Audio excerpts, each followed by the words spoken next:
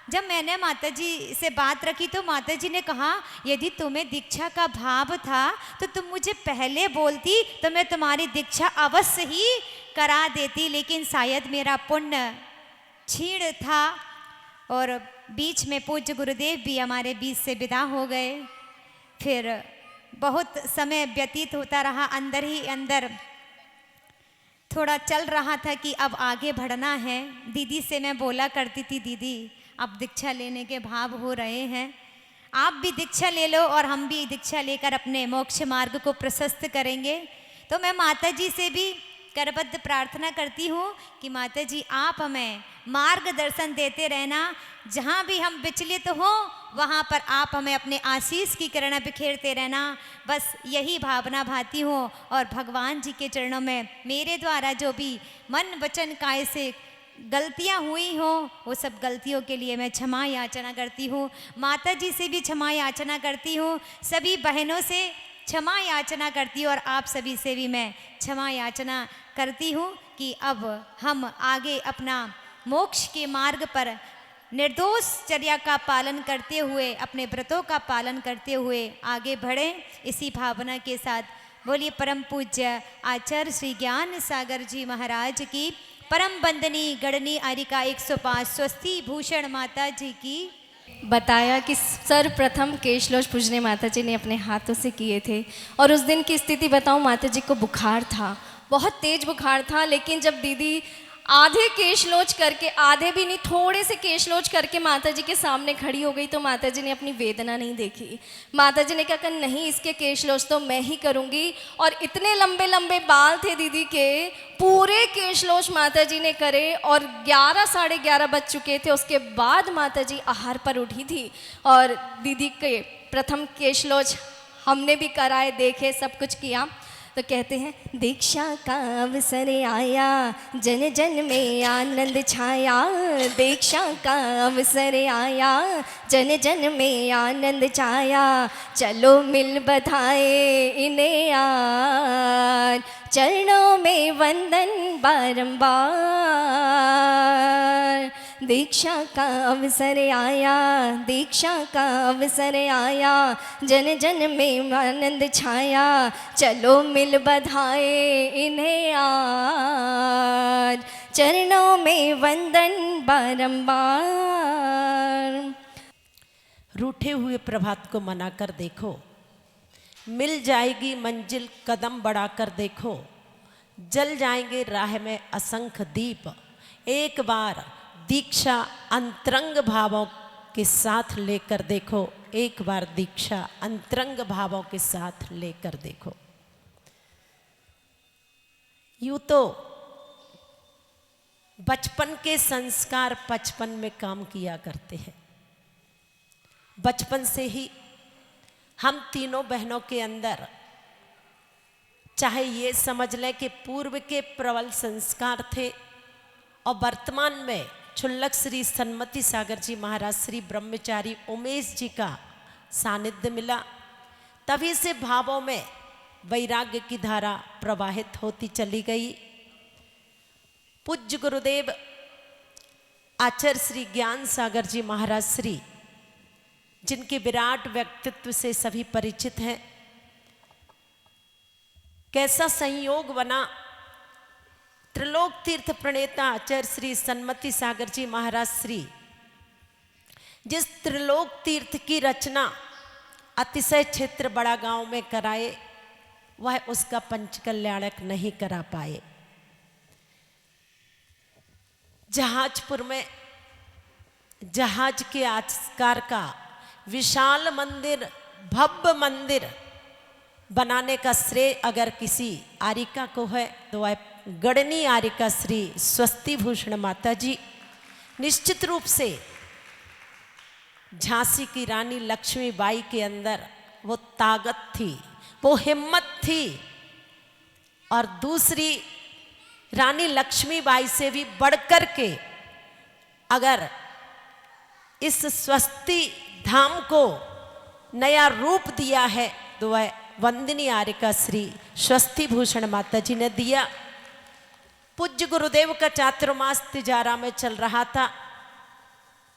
माता जी की भावना थी कि गुरु जी के पावन सानिध्य में इसका पंच कल्याणक प्रतिष्ठा महोत्सव हो और निश्चित रूप से ऐतिहासिक पंच कल्याणक प्रतिष्ठा महोत्सव जहाजपुर स्वस्ति धाम का हुआ। वो सारे दृश्य मेरी आंखों के सामने आ रहे हैं जब देवादिदेव 1008 श्री मुनि सुब्रतनाथ भगवान को प्राचीन वेदी से उठा करके नई वेदी में विराजमान करना जा रहे थे। उस दिन का दृश्य अद्भुत था। आइएगा, ऐसे श्री मुनि सुब्रतनाथ भगवान के श्री चरणों में नमन निवेदित करते हुए यही प्रार्थना कर रही हूँ कि हे भगवान, जिस ओर हम लोग अपने कदम बढ़ा रहे हैं वो कदम आगे ही आगे बढ़ते चले जाएं। किसी भी तरह की कोई भी विषम परिस्थिति मेरे जीवन में अगर आए तो आप मुझे संबल देना, अपनी आशीष की किरणें बिखेरना। यही पूज्य गुरुदेव आचार्य श्री से हम सबकी विनती है। आर्य का दीक्षा का प्रसंग बहन गुड़िया दीदी का जहाजपुर में ही बना था। यूँ तो हम लोग महाराज श्री से कई बार कह चुके थे कि महाराज श्री अब हम लोगों को भी दीक्षा प्रदान कीजिए, पर महाराज श्री एक ही बात कह देते थे कि अभी स्वास्थ्य ठीक नहीं है। गुरुदेव की समाधि अकस्मात हुई और आचार्य श्री विद्यासागर जी महाराज श्री की भी समाधि हुई।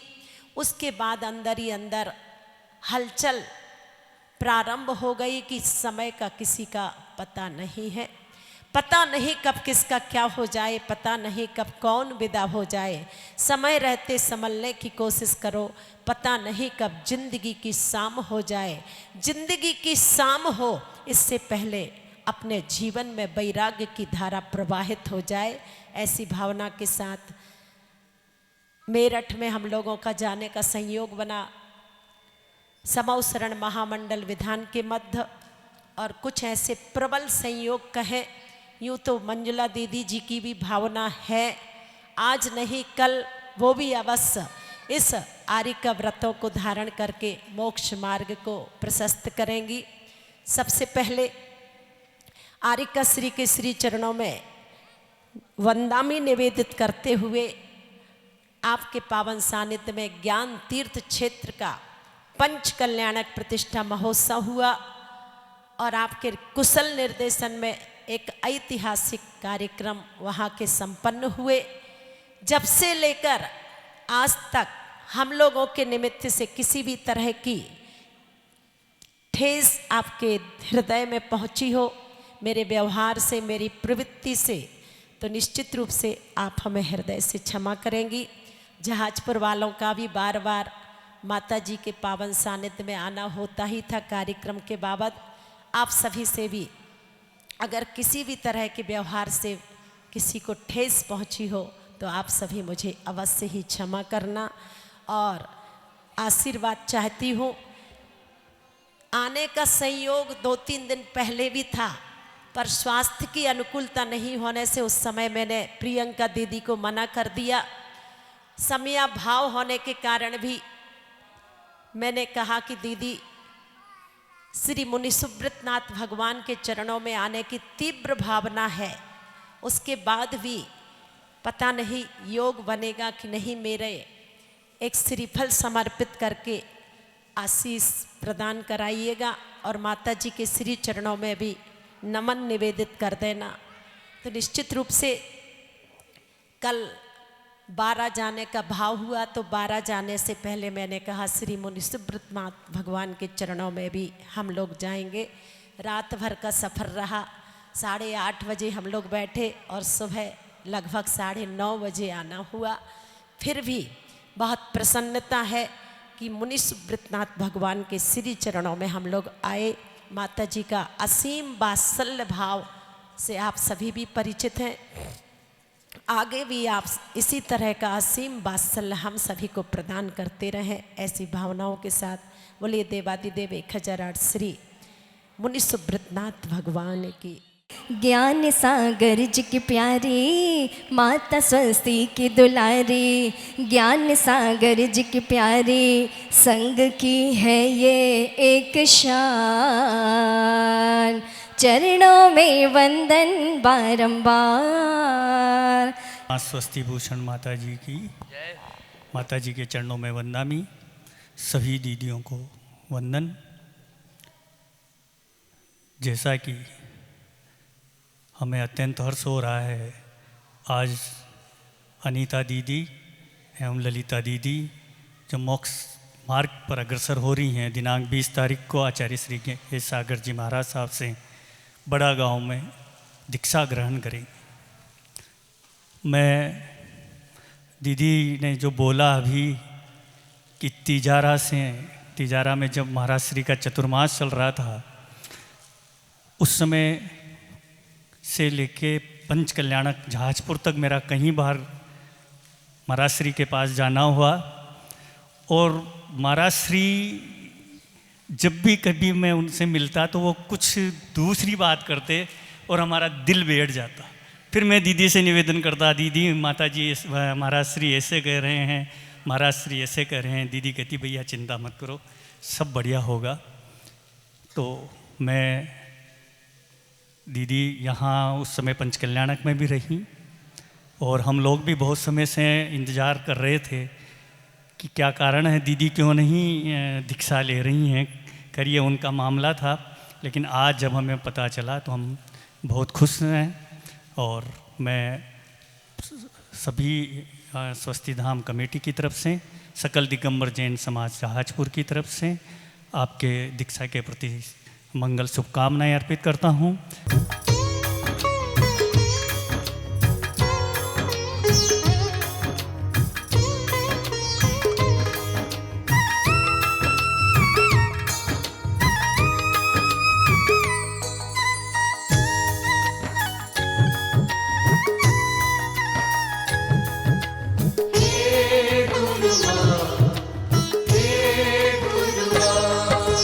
पलकों का घर तैयार है गुरु माँ, पलकों का घर तैयार है गुरु माँ, मेरी अखियाँ करें इंतजार है गुरु माँ, मेरी अखियाँ करें इंतजार है गुरु माँ, पलकों का घर तैयार है गुरु माँ।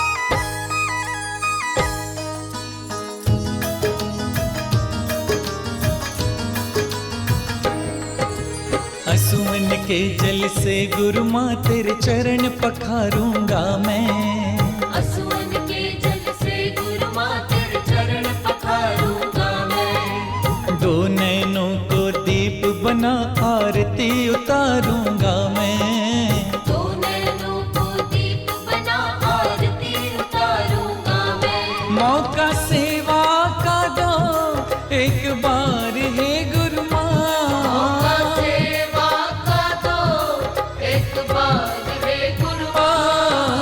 पलकों का घर तैयार है गुरु माँ, पलकों का घर तैयार है गुरु माँ।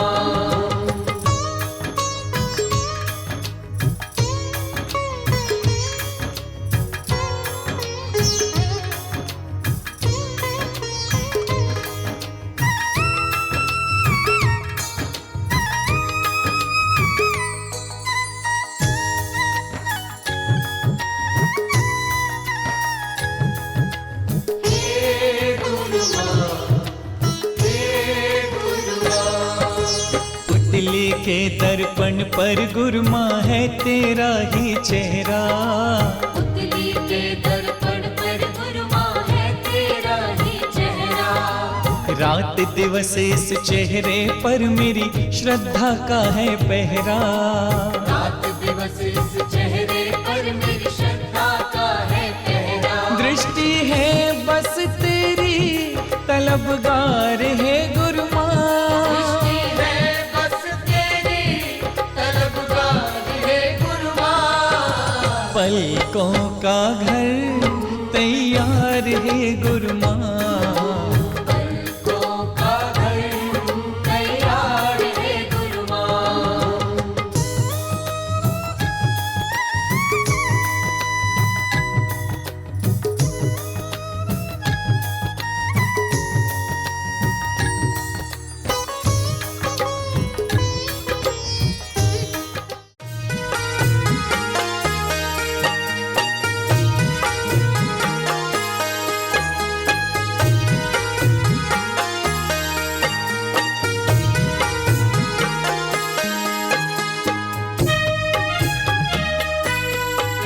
कंचन की थाल को सजाओ रे आज, रत्नों की थाल को भर लाओ रे आज। आओ आओ करे रे गुणगान आरती भगवन की। आओ आओ करे गुणगान आरती भगवन की। आओ आओ करे रे गुणगान आरती भगवन की।